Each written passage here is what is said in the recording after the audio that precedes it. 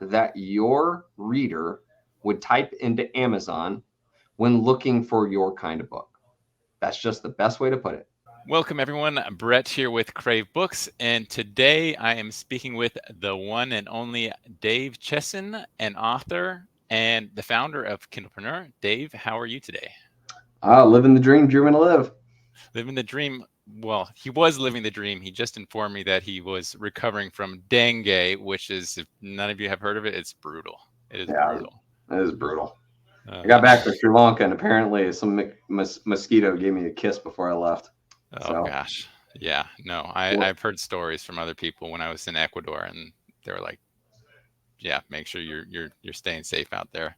yep. But anyway, I know many authors have heard of Kindlepreneur, and many authors use a lot of your amazing tools that you have. But there's still plenty of authors out there that may have heard of you guys and just haven't had a chance to dive into what you have, and some out there that have no idea who Dave Chesson and Kindlepreneur are and how you guys can help them.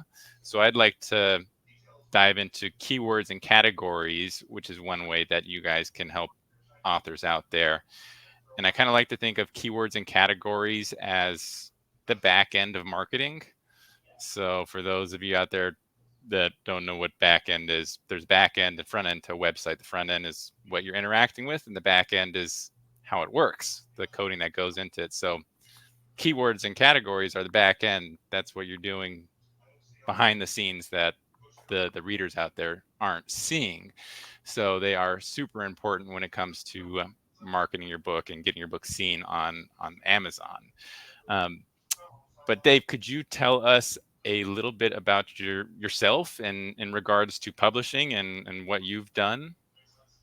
Yeah, absolutely. So, when I was younger, I was diagnosed with dyslexia. But back then, they didn't have the different types of dyslexia. It was just kind of the thing. And I always struggled in the English language, from writing to honestly speech impediments, things like that.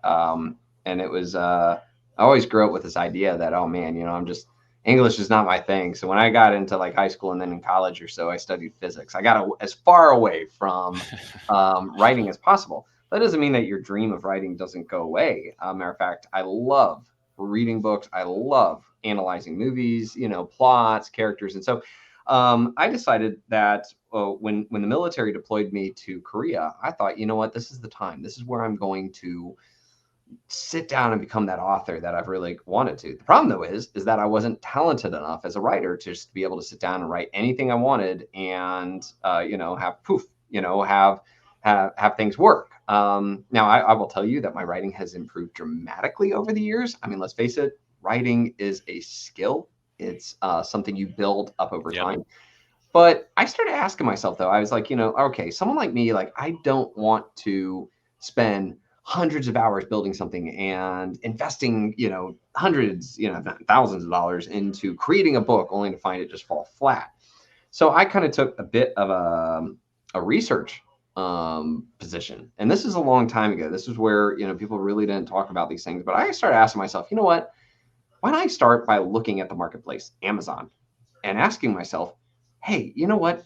Um, how could I build something that works within Amazon? Like, as an Amazon wants to, show this book. And truth be told, I was kind of doing the same thing that publishing companies have done for years, which is market analysis, trying to figure out trends, see where there are openings in the market. And so I really started studying Amazon at this point and really digging in and doing as much as I could um, to better feel for this. And so I started writing books based off of that information. And right from the get go, they really did well. But not only did they do well, they stayed, making sales. They didn't have that, spike up and then the major drop off and death, and you just got to keep pumping out more books. So I started to then write about that. That's where I created Kindlepreneur, was to talk about Amazon and what's going on and why does Amazon choose to show one book over another.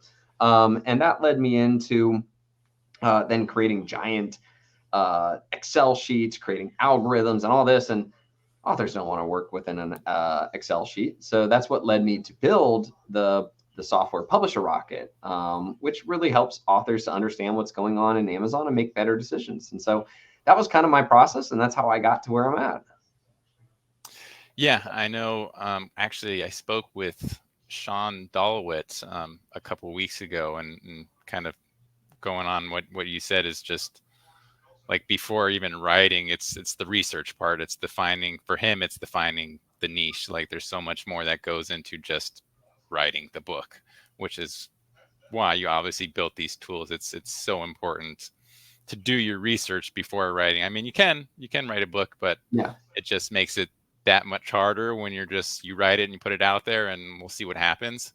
And I mean, even the most prolific authors spend 5-6 years working on books. So it just goes to show how important research is. Right. And that's And exactly what publishing companies do. They don't operate in a vacuum. They don't read a book and say, wow, that's really good. Let's go for it. They're using data to be able to basically to make their decisions. I've actually sat in a couple of sessions with large publishing companies and heard them decide which books they sign and which ones they don't. And I've seen firsthand where their market analysis shows that, look, books like this are just taken off. Like we need books like this, and or books that cover this or books that do this. And I've seen flat out that book A wasn't in line with that, but it was a better book. But book B was, and they've gone with book B. And so it's not just a thing for us self-published authors. It's what publishing companies have done over the years. And even for authors that hope to publish with publishing companies, having this data as well really helps you with your approach to them. So definitely something to keep in mind. yeah, no, I've mentioned this before, but I had an interview with a children's book publishing company, and they said the way they do it in-house, all their children's books, and they said the way they do their children's books are they have the cover and they have a general idea, and then they publish based on the cover. So they'll test their covers, Oh and yeah. whichever one performs the best, then they'll write that book. Yeah. So It's exactly like, or they may, the other thing I've seen too is that right now, dump trucks are really hot, for the 4 to 6 year olds. And so, man, mhm. get us dump truck, stories. One of the funny things that I saw way back in the day was you remember when Twilight came out? If Oh you yes. had, like, after Twilight first came out as a book, if you had submitted a vampire romance, especially like a young adult vampire romance, it doesn't matter how bad your writing was, they would have gobbled it up in a second. And so again, there's market trend analysis, but there's also, like I said, coming back to what we're going to really be talking about today, is there's ways that you can take the book that you've created, even if you didn't do that research beforehand, and better position it on the Amazon store so that Amazon works harder to show your book and sell your book more for you. So there's the research, which I think is very important for authors to do before they write the book. And then there's also, when you go to publish your book on Amazon, the things you should do to help Amazon understand your book better, show your book more, and get more shoppers to engage with it. Yeah, no, I think that's a perfect point to dive into what we're going to talk about, which are keywords and categories. So, um, I mean, after if you haven't done research, after you've done research, you need to do research on keywords and categories, because this is kind of make or break on Amazon a lot of times. But Dave, could you just tell us what are keywords and why are they important? Yeah. Well, keywords, the way that an author should think about keywords is these are the words that your reader would type into Amazon when looking for your kind of book. That's just the best way to put it. Okay. Now, fiction keywords are different than nonfiction keywords. Fiction keywords are about how to describe the type of story that they're looking for.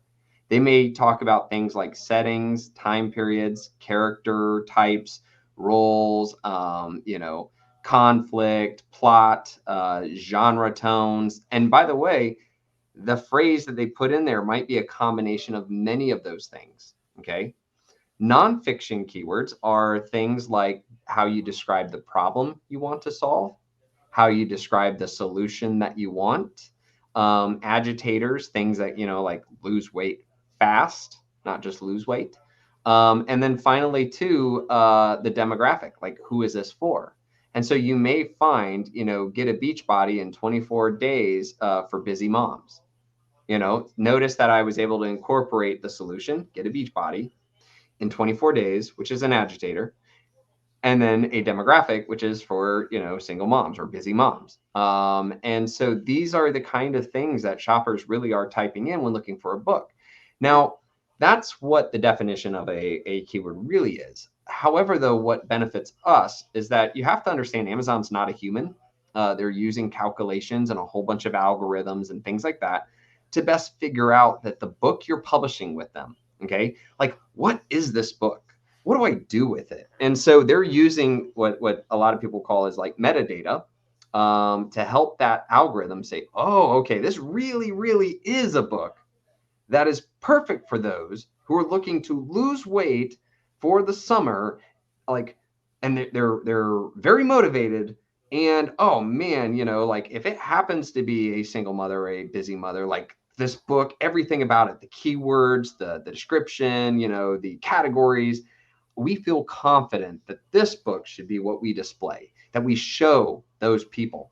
And so what we're trying to do when we do keywords is we're not only trying to get our book in front of the right people, we're also trying to help Amazon to better understand truly what our book is. And that's why it's incredibly important for authors to have very descriptive phrases rather than something broad.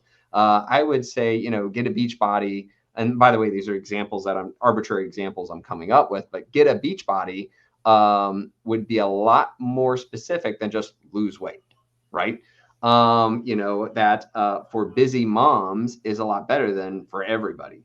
A great example of this is one time somebody wrote a book on going back to school. And when I was advising them on this, I said, okay, what school are we talking about?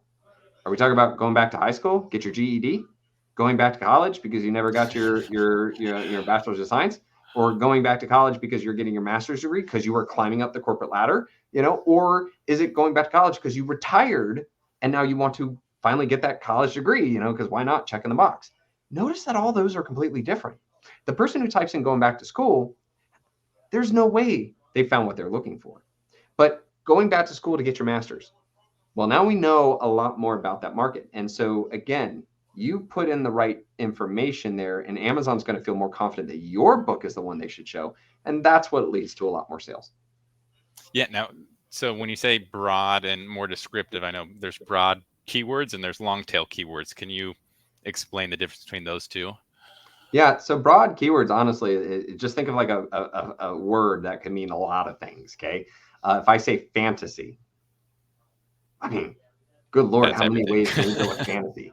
Fantasy book, romance, like fantasy romance, fantasy, mythical creatures, quest. Now, notice that as I'm adding more words, it's becoming more descriptive. Okay. And the more descriptive I get, the more what we call long tail keywords those are. Okay. Or niched down keywords. I think those are very, very important. Our data has shown, and this is something that's a feature inside of Publisher Rocket, is that a phrase like fantasy book might get typed into Amazon way more than epic quest fantasy, role-playing game, something, right? Fantasy book might get typed in more. However, though, there's that longer descriptive phrase I sent might convert way better. Okay. And so sometimes just because like, here's the way I like to put it. Imagine you're a shopper and you go in there and you type in romance book. And then all of a sudden you see a whole bunch of this list of books. Like, what are the chances that Amazon's going to be able to show you the perfect kind of romance book that you're looking for? Like, not at all. So then the person goes back into the search bar and they add, usually people will add, they don't like delete or edit the line. They just say romance book. And maybe they saw a whole bunch of like steamy romance, guys without their shirts, ripping muscles, hair flowing in the background. They're like, whoa, whoa, whoa, whoa, whoa. I don't want steamy romance. And so they add wholesome Christian. So now it's romance book, wholesome Christian. Okay. And now the shirts are back on, it looks like a fatherly figure, and blah, blah, blah. And they're like, okay. Now they'll add another phrase to it. And now it becomes romance book, wholesome Christian, second chance romance, or they're starting to describe the story. Okay. The type of genre, here's the genre broad. They're niching down the genre. Then they're adding maybe like the character role or the plot point. And so now they're starting to and when they see that list of books, the books that are showing up on that final page are the ones that end up with the better sale, because those are the ones that fit that exact desire. Just like if I type in fantasy book or sci-fi fiction,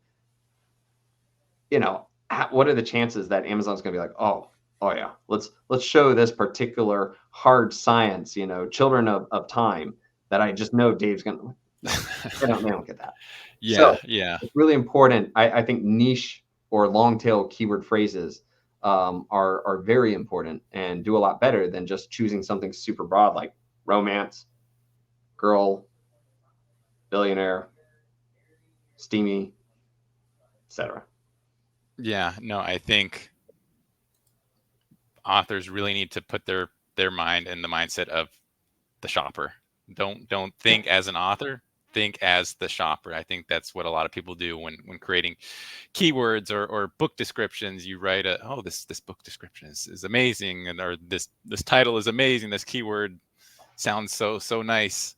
Yep. But you have to think how readers are searching, and a lot of times it's like you're saying, it's blocky. It's romance book. Yep. Romance, wholesome Christian book. You can't think like an author. You have to think like a shopper, basically. Yep. Well, and it's funny is a lot of times shoppers will add phrases in there that just don't make sense until you understand what they did. So one of my favorite ones was, I saw a second chance romance with baby. And I just started laughing. I'm like, I'm sorry, what? But here's what it was that, the person typed in second chance romance to see what kind of second chance romance they could choose for. But what they wanted was that the main character is with child. Okay. And so now that changes the entire story, that it's about a family desire and not some steamy romance, crazy erotica thing or whatever. But notice that it's like, oh, well, you could just see the shopper. And by the way, a lot do this. They type in second chance romance. They did the search and then they're like, but she's with baby. So they just add with baby. And that's why we see these interesting, crazy phrases that drive a lot of traffic and drive a lot of sales, because that's going to show the exact kind of book that shopper is looking for, and is hungry to buy. But you get weird terms, second chance romance with baby. Ugh, no. Yeah, no, it's there's probably a lot of terms out there, or even misspelled ones that you don't realize that. Okay, like Minecraft book. A lot of people are saying Minecrafter with an ER at the end. Mm-hmm. I've noticed that. But how can we see the results of that with Publisher Rocket? Yeah, well, so the cool thing about Publisher Rocket is that if you do a keyword research and you start typing in, say, the search, we have a estimated Amazon searches per month, which you can see on that second to the right column there. And then the other thing that's really important too is we also have a competitive score, and that tells you like how hard is it to get in there, to show for it, and etc. Also, what's interesting is you will find if you say, for example, you look at the second line from the bottom, which is fantasy adventure books for adults, and notice that it's only 265 searches per month. But if you go up one line, you see fantasy art, and that's 333 searches per month. Notice, though, that fantasy art is marked red, whereas fantasy adventure books for adults is marked yellow. You would think, wait a second, the yellow one is less than the red one. I don't get it. Why? Well, that's because our system is tracking and seeing that fantasy adventure books for adults makes more sales, even though it has less searches. So it's a really cool, it's not just an arbitrary, or it's not just a number. Our system is also looking for those that convert well or have shown a strong presence in the market. And it's a combination of, hey, how many searches to actual how many sales are occurring because of that search. So it's a really, really cool number. And like I said, that red, yellow, green system really helps authors to kind of figure out okay, that looks really good, or that's worth it. And it just helps with their decision metrics. Yeah, you read my mind. I was going to ask that. Point that out. Why is this one yellow and this one red? Could you explain that? But that's perfect. So when an author comes in here for yourself, what would you be doing to find keywords using Publisher Rocket? And what are you looking at? Are you looking more at the competitive score, the search volume, a combination? What's kind of your process? Well, the first things first is I like to, so in this particular case, you did a search and you typed in fantasy. And then what Rocket did was it went through the entire database as well as input from Amazon and said, hey, here are other phrases that shoppers have used that aren't just fantasy, but beyond that. So fantasy romance, fantasy novels, fantasy books for adults, fantasy audiobooks, fantasy romance books. And you can tell from the mouse over on the side there that you can scroll down and see a whole bunch of opportunities there. My first thing is I tell authors, make sure that you look for the phrases that really fit your book. Okay. I generally don't like to target things that anybody in fantasy could do. So we have like fantasy books and fantasy novels. Like I wouldn't be targeting those. I'd kind of throw those away. But all of a sudden, I may say fantasy adventure books for adults seems really good. I might even do a little bit more niche of a search term. But the key thing is you look for ideas that I'm like, oh my goodness, yes, sorcerer, fantasy books of sorcerers. Well, my main character is a sorcerer. This is awesome. And then once I've identified those phrases that I think are more long tail, that really describe my book, I then like to come over and I like to look at the estimated searches per month. Because when you are looking for the keywords to fill in for your 7 Kindle keywords, and that's those 7 boxes inside of Kindle Direct Publishing when you go to publish your ebook or book, I really want to make sure that I put good descriptive phrases in there that have searches per month. If you're sitting in a vacuum, you're just like, sorcerer mage, epic battle. Well, that might get you like no searches per month. So you're wasting one of your blocks by going after that. Okay. So I really like to look at it. Now, here's the kicker. The way I look at it is that the more descriptive that phrase is, the more okay I am with the number being lower. See what I'm saying? But I want to see that number shows that, yes, this keyword will help to bring people to my book.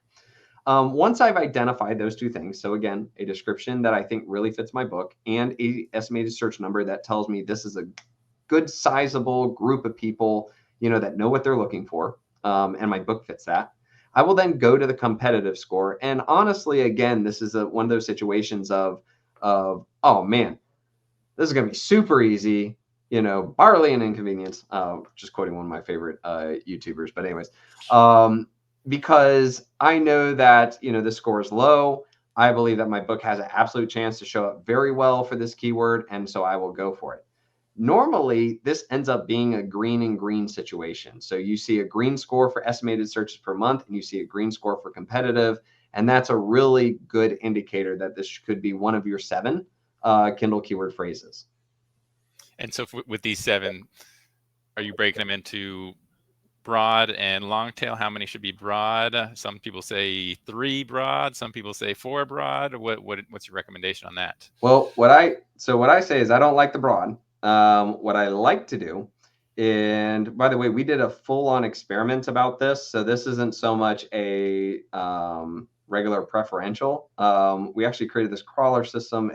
It's the whole experiment is explained in an article, and I think it's called the 7 Kindle keywords. If you just type that into Google, that should show up.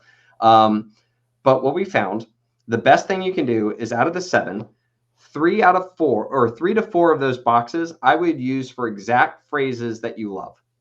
Don't put anything else in there, just the exact phrase. So let's just say, for example, and this isn't a decent example, but let's just say fantasy adventure books for adults was a great phrase. Perfect, for exactly what you're doing. I don't think that's more descriptive enough or niche down enough per se, because I just don't like that fantasy adventure. If it was like sorcery books for adults, now that's a lot more, I would use that phrase and I'd put it in its own box, nothing else, move on to the next box. I would do that for 3 or 4 of the 7 boxes. For the leftovers, I would then take all the different terms, whether they are broad or not, and I would put as many of them into the remainder. So let's say it was, we said sorcery adventure books for adults. I might do like necromancer, war mage, magician, like different words. Again, that kind of, it shows that my main character is a spellbounder. I would go to the once, and by the way, you can fit 50 characters inside of each box. I would not, and by the way, do not put commas, do not put quotations. Amazon even warns you not to do that because it throws off their Boolean criteria, which is kind of a math term about like, if you put quotations, they can't add pluralization, they can't add it with other words. You almost like limit yourself. So just don't put any punctuation in there, okay? I just add the words, all as many as I can, okay? I go to the next line, and I keep doing that to all of these maybe more broad descriptive or other phrases that didn't make it into my top 4. When you do that, we saw that you will not only rank better for your phrases that you really want, but that you will strengthen sort of the description to the algorithm that tells Amazon, oh man, this really is a book about a magic spellcaster, that is an adult book, that is in all these other things that helps them to better say, okay, yeah, this really is that kind of book. We should show that for it. We have found that that combination of those two parts is the best one to punch when approaching your 7 Kindle keywords. I'm about to log off and go change my keywords right now. Awesome. Yeah, keywords are super important because that's what the readers are, the shoppers are using to find your books. They're using keywords. Yeah, and if you're not approaching it, so a lot of authors will just be like, well, I know my readers, I'm just going to come up with these things. If you do that, there's a chance you could do it really well. Yeah, there's a chance. It really is. The key though is that if you don't do it well, you may have a great book launch where you have emails and Amazon ads and email blasts and blah, blah, blah. That's great. And you will see that spike. But if Amazon doesn't know what to do with your book, okay, you haven't helped them to understand it, they're confused. And this is also important about categories. Let's say you have all these words about fantasy, but you start choosing categories and, you're literally, your keywords are for adults, adult, this, but then you're choosing young adult, all of a sudden Amazon's like, I don't know what this is. And they're going to actually hurt your book. So the moment that your marketing efforts are done, all of a sudden your sales just drop off the face of the earth because Amazon's kind of like, I got nothing. I don't know what you are. You did great. That was actually one of the questions in our Facebook group. I said, anyone have a question for Dave? And should keywords be aligned with the genres, the categories you put your book in? 100%. Matter of fact, I would say too, and this is when we get to the key or the category feature, our system has now figured out certain keywords that really fit with a category. Okay. And the reason why this is now important is not only does it help you generate ideas for keywords, it also helps Amazon to acknowledge, okay, this really is a alien space invasion book because, oh yeah, it's got these phrases that help us to say this really is that kind of book. But the most important thing now is that Amazon changed the way they do categories. And one of the big things that have happened, and they even say this, is that they hold the right to remove and change your categories however they want. What we have found is that it's not a human going in there and saying, oh, I don't think this should be there. What it is that it's crawling, their system is crawling through your 7 Kindle keywords. It's crawling through the book description. And then it's saying, okay, based off of how they describe the book, is this really the category they should be a part of? And if the answer to their system is nah, then they remove you from it. They use what they see to go put you into something else. And this really kind of ticks off authors. It's a good thing. It's a bad thing. It ticks off real good authors because they did their research. They really know they should be in the genre. And then Amazon just uppity-dumpty puts them into something that they should not be in. And you can't contact them and say, hey, guys, come on, get with the program. Like, seriously, that is not, or that is not, sci-fi romance. There's nothing romantic about it. This is ridiculous. I am a sci-fi military, you can't tell them. So one of the things is that, your keywords play a big part of that. And so, like I said, our system, we have all of the categories that Amazon has. You can click a button, you can see a list of all the keywords we have identified. as very strong indicators of being inside of that subcategory. So I highly recommend you use that as well. And so moving on to categories, I mean, spend a couple minutes on categories before we wrap this up. What is a category as we're referring to them? Yeah, so categories, it's interesting. I mean, the category in general is, like, how do you categorize? How do you choose, what genre or what subject this book is about? But in truth, though, when it comes to online digital stores as well as physical stores, categories really are more of an inventory thing. So way back in the day, publishing companies would say, okay, well, this is a Wiccan book. Okay, I'm just using this as an example. And then they ship the book to a mom and pa store. Okay, and the mom and pa store looks at it and is like, where should we put this in the store? And pa goes, well, Japers, like I think that's religious studies, and then ma's like, oh no, I think that's fantasy, and they're going back and forth. They don't know where to put it. And so now you have this issue where that might honestly be a religious studies, book, and it's now showing up in fantasy. And that's problematic. So stores, digital stores, as well as physical stores, really wanted a inventory system to help them to understand where the book should go on their shelf, how they should present it, how they should understand it. Well, Barnes & Noble does this physically about what shelf to put it on. Amazon does this from a way of where do we put it on our system, our sitemap. And then on top of that, this is one more way of figuring out, okay, is this nonfiction or is this fiction? Is this for YA or not? Is this romance or not? Should we show this to the woman who has bought a whole bunch of romance books? Or should we also know, no, there's no romance there. I don't care what that says. It's really another way of them understanding and helping. So let's get into how do we choose categories then? If we know what it is now, yeah, what do we do? How do we choose? How do we decide what we're doing? Well, about a year ago, Amazon made this a little bit easier. Okay. It used to be that Amazon would only show about 4,800 categories for you to choose from when you go to publish your book.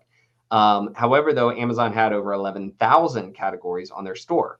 What sucked for authors was they would choose one of those 4,800 and then they would be put into the 4,800 most competitive categories possible.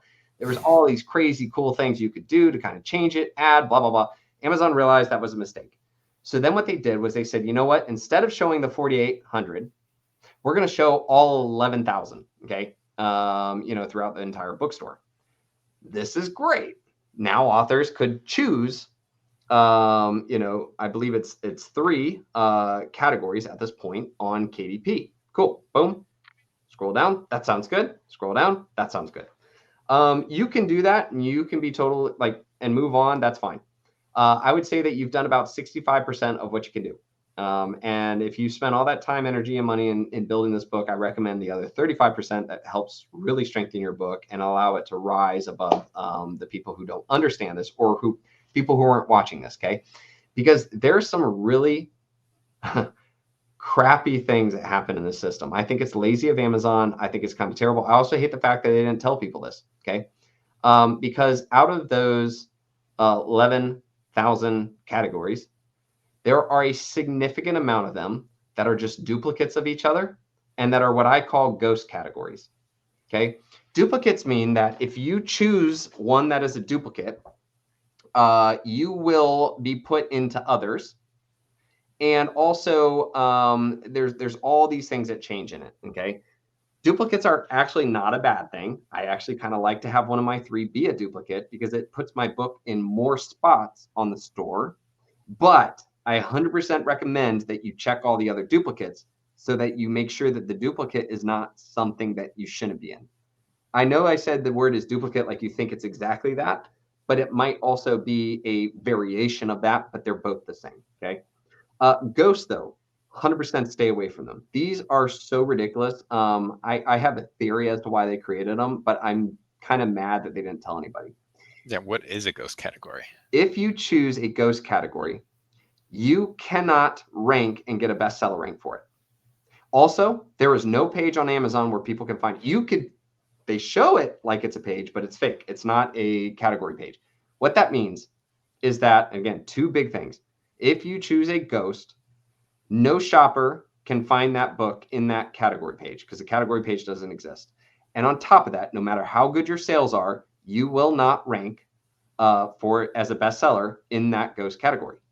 So if you choose 3 ghost categories because you didn't know they were ghosts and you were just on KDP and you select it, You're not ranking. you will not get bestseller. Oh.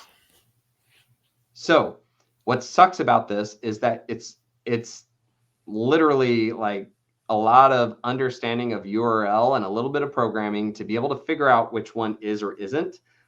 We did all that for you, and you can see from the screen capture here, we not only list what is a duplicate, we also list if it's a ghost. So notice that bottom category there, books, science fiction, fantasy, general, that is a ghost. If you selected that in KDP, guess what?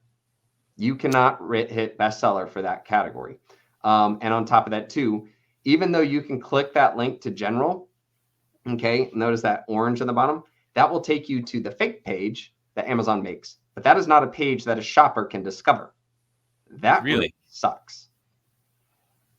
Wow. I assumed all of these were pages that everyone could see. Nope. If you know that exact URL and you type it into your Google Chrome, you will go to that page. But you cannot get to that page by clicking around on Amazon.com. So they just won't show it to you at all. Nope. And what's a clear indicator of if the page is a real category page or if not, is that you will notice that the title of the category page would be like, for a real one, it will say, bestsellers of dragons and mythical creatures, right? But when you get to a ghost page, it will say bestseller 12576. Yeah, because they won't even give it a name. And what's your theory? I'm curious. Well, my theory, the reason why they did this is because categories change so much. Authors are constantly demanding for different categories to be created, and that when Amazon needs to create a new category, it's a major haul inside of the web development on a super complicated website like Amazon.com. You have to create new nodes. You have to create new pages, dynamic pages. You have to, the sitemap is completely changed. Like, all of these things are pretty significant. You can create a ghost page and you don't have to do any of that. And I will say what's interesting to me is that there are some, and I don't want to do politics here, so I'm not, but I would say that there are certain political categories, and you will find a majority of them are all ghost. I think that's interesting. That it's one way to say, oh yeah, we have a category for such and such. Shoppers can't find it. You can't rank bestseller. They won't have that tag on it. Interesting. That is. I could see that being the case, definitely. And by the way, there are a significant number of ghosts. It's not like a rando either. You have, I think the latest that I saw was like you have a 1 in 4 chance that you selected a ghost and didn't even know it. So it's not like I need to go back and check mine. It's been a year. Yeah, it's one of those things where you might not know that you selected a whole bunch of ghosts, and it really could happen. So, wow. So looking at this page, what goes into deciding which categories you should choose for your book? Well, so the key thing is making sure it really is applicable to your book. Okay, I think that's incredibly important. The second thing is I really love the chances of hitting bestseller. If I have 7 or 8 categories in mind, I will choose the one that gives me the best chance of not only becoming a bestseller, but at least showing up on the bestseller page, which is the top 25 to 50 books in that category. If my book can be there, it means it's another page it lives on. So I think that's a wonderful thing. The other thing too, and this is a really important, on this particular example, I think you have books, right? If this was ebooks, you could actually see the percentage of books that are in KU or not in KU, okay? This is a great decision matrix too, because look, if there's a lot of, if a mass majority of the best-selling books in this category are all KU, that can change some of your opinion. A lot of people ask me, should I be in KU or not? I say it really depends. It depends on your category. It depends on your genre. Well, you now can kind of figure out if it is a sink or swim moment or not. I also love the fact that we tell you the percentage of major publishers that are dominating Yeah. or not. That's a good decision matrix as well. Alternate history only has 34% of major publishers part of it. Okay. Whereas, we go to science fiction, fantasy, and epic, 80% are major publishers. That means if you're in there, you're going to go, elbow to elbow, toe to toe with the big dogs. Like, oh. Another thing that I really love is the two buttons on the end, the insights. If you click that, you're going to see trend analysis that shows if and that's historical data showing, hey, this category is getting hot or it's dropping. Here's some of the big things here. And literally we have takeaways on each category. So you can learn about what's happening. You can see what's going on. I love to use the insights to also just better understand, what's going on. And finally, that button on the right is keywords. If you click that, you will see a list of keywords for that category. Those should be things you should think about. And also, too, if you really love that category, let's say anthologies is really important to you, you should at least use one of those 7 Kindle keyword blocks to use keywords from that button. And that will help to really solidify in Amazon's mind that, okay, we should keep this book in anthologies because it used these phrases and words that are very solid on our algorithmic decision to keep it there. Yeah, that's the one cool thing about Publisher Rocket is just all of these features where you can see the keywords related to this category, and you can see if you go back to the keyword search, there's a button to check out your competitors and with that keyword. So all of this just helps with the research and going into your keywords and categories and that back end marketing. I kind of want to wrap this up because we're going pretty long, and I know you're still recovering. Yeah. But we do have a couple of questions from our Facebook group. We answered one already. Another one was regarding Atticus and Publisher Rocket. So they asked, is there any planned integration between Publisher Rocket and other services like Atticus to allow analysis of keywords and genre tags from a manuscript, which can be then used in KDP? Yeah, that's a very good question. So there won't be integration between the two. They're two very different. They're two different companies, and also too, in order to do that effectively, that means a system has to crawl through your words. I don't really enjoy the idea of creating a system that has to analyze and collect data on your words. I just as an author, I'm just not thrilled about that. In respect, I think it's one way to kind of keep things clean. However, though, I will say that we're right now developing a new Amazon ads feature on Rocket that I think might kind of help in this. What we're doing is that if you really want a detailed list of, and this is coming out maybe in a month, maybe a month and a half, our programming's there, but it's more or less planning all the other stuff. So I'm giving you guys some trade secrets that have not been made public. But what I'm loving about it is that we're asking questions about your book. Like, hey, would you mind putting in your book description? Would you mind putting in, your title and this sort of thing? So our system is then crawling through, like looking at your description, looking at, a little bit more detail about your book, then using massive amounts of data that we have collected on Amazon to then curate some phenomenal keywords and phrases that would really pertain to your book and thus make your book more relevant. And by making your keywords in your ads more relevant, it means your costs will be cheaper and your conversion rates should be stronger. And this is, I'm talking to my head of product just earlier this morning, and we're really jazzed about that. I think that using just your book description or way you describe it, I think is a much more potent way than crawling through the entire story. Like I said, I just don't like a system that crawls through your story. It does kind of feel like a little bit of a privacy thing too. Yeah, and I mean, you could maybe story. create something that says, hey, do you want us to do that? Yeah. But I think that we have so much incredible data just on the book description to be able to really create some cool stuff. And so that will just be inside Rocket itself. Mm-hmm. And now speaking of Amazon ads, one of the questions was, while choosing keywords for Amazon product ads, basically, is a search volume of 500 or less too little for choosing keywords for these ads? So it's one of the this is kind of my let's put it this way. If Amazon wanted to make a lot of money, they should really contract me to just come in there and be a consultant. I swear, like there's certain things that they do that I'm just like, guys, come on. One of the things that's most frustrating about Amazon ads is that you can do detailed keywords or research on a particular keyword phrase and be like, you know what, Amazon, I love these 10 phrases. That's all I want. Just do those 10 phrases and I will pay you $5 per click. Just something stupid, right? You know what could happen? Amazon doesn't even show you at all. Like, why? I know that I'm bidding better. I should be number one. Like, you just can't dominate. They just won't let you. They won't let you dominate a phrase. So what you have to do is that you have to give them enough options. That's where you're building larger lists. That's where, and so I would suggest, and here's the kicker.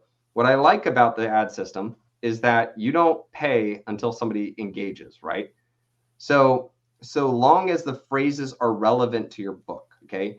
You don't want to say, cat lives and your book is really about dogs, right? Because then somebody clicked interested in cats, but they got dogs. They're not going to be happy with that.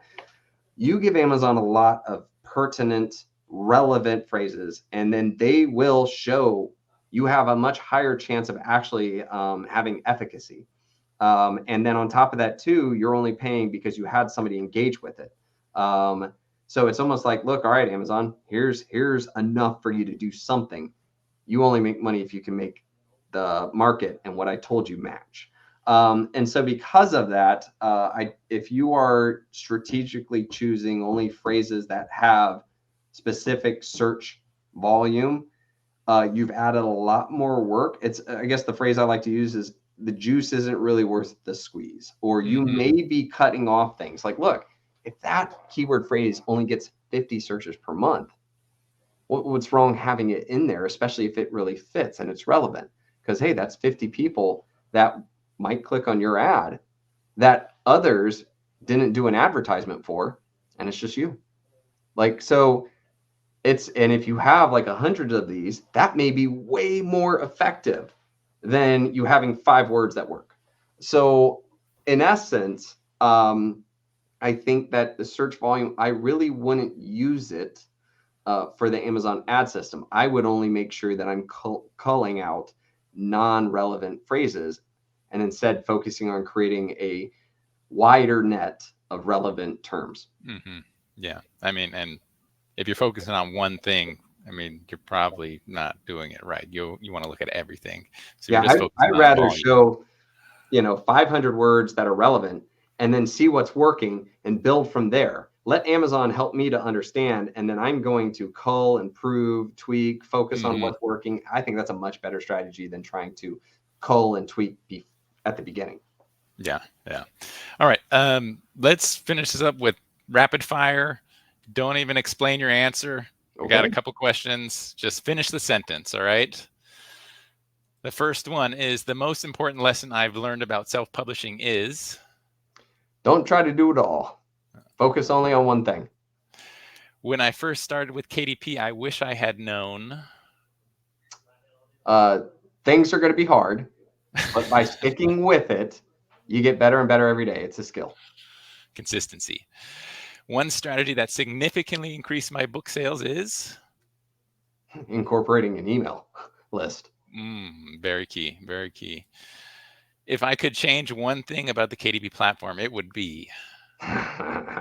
Boy, just sure one. You don't have another half hour on that one. Let's just stick with the one I said, which is improving the Amazon ad system so that I could just target specifics and pay what I want and dominate it. In 10 years, I see the world of self-publishing as becoming more and more relevant and more of a competitor to publishing companies. I've had someone else answer the same thing. Yeah. That's one I see happen so often. Like, it's funny, 5, 6, 7 years ago or so, publishing companies look down at self-publishers as people who can hack it. Now I see publishing companies saying, "Oh man, hey, it's like a free agent list. Look at this guy. Oh, we should sign that person." And they're really taking it seriously because these are authors with experience and with numbers, and with a following. Like, that's a much better bet than some brand new person that wrote a really good book. So yeah, no, and I mean, there's probably tons of authors that are leaving traditional publishing because there's all the tools now to do it yourself. Oh yeah. Oh yeah, for sure. Yeah. Dave, thank you so much. We always go over on the time, but what do you guys got going on? Where can people find you? Yeah, you can find me at kindlepreneur.com. At the bottom of the website, I've got a contact me. Click that link, ask me anything. If there's a question you had, I'm more than happy to answer it. Perfect. Awesome. Thank you so much. I mean, would love to have you back on sometime. There's just never enough time to cover all the questions, but I think we got a lot of good stuff out of you today. So thank you and have a wonderful day. Absolutely. And again, thanks for having me.